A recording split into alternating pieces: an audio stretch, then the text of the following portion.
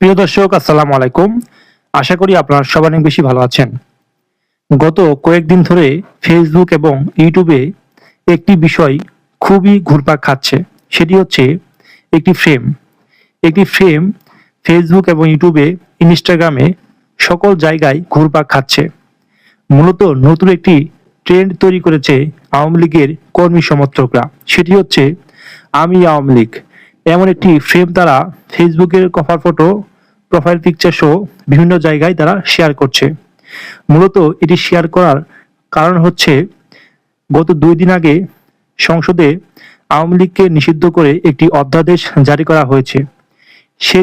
সেই প্রেক্ষিতেই আওয়ামী লীগের বাংলাদেশে অবস্থানরত এবং বিদেশে যে সকল নেতাকর্মী অবস্থান করছেন তারা সকলেই একটি ট্রেন্ড, একটি প্রোফাইল তারা ব্যবহার করছেন। সেটিতে লেখা আমি আওয়ামী লীগ।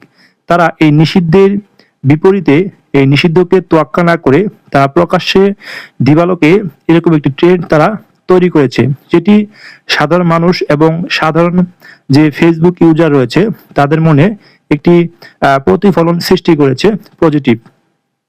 এবং অনেকে মনে করেন যে সংসদে যে অধ্যাদেশ জারি করা হয়েছে আওয়ামী লীগের নিষিদ্ধের ব্যাপারে, সেটি সাধারণ মানুষ এবং দেশে বিদেশে অবস্থানরত আওয়ামী লীগের নেতাকর্মীরা সেটি সমর্থন করেনি। এটি সুস্পষ্ট প্রমাণ করে। মূলত এই নিষিদ্ধের ব্যাপারে তারা একটি গণজোয়ার ফেসবুক, সোশ্যাল মিডিয়ায় তারা পালন করেছে যে আমরা এই নিষিদ্ধ যে কার্যক্রম, নিষিদ্ধ যে অধ্যাদেশ সেটি আমরা গ্রহণ করছি না। আমরা নির্দ্বিধায়, এই মন থেকে তো আর ছোঁয়া সম্ভব না, মন থেকে তো আর মুছে ফেলা সম্ভব নয়, সেজন্য তারা নিজেদেরকে নিষিদ্ধের বিপরীতে তারা ফেসবুকের মাধ্যমে তারা এই প্রতিবাদ জানিয়েছে।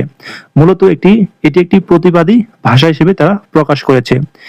এইভাবে যদি তারা চলতে থাকে তাহলে কোনো এক সময় কেন্দ্রীয় নেতার নির্দেশে তারা একত্রিত হয়ে কিন্তু রাজপথে থাকবে এবং তারই এই বার্তাটা এবং কি তার নির্দেশ এবং সেটি বাস্তবায়ন করার জন্য কিন্তু এই বার্তাটি তারা ফেসবুকের মাধ্যমে জানিয়েছে।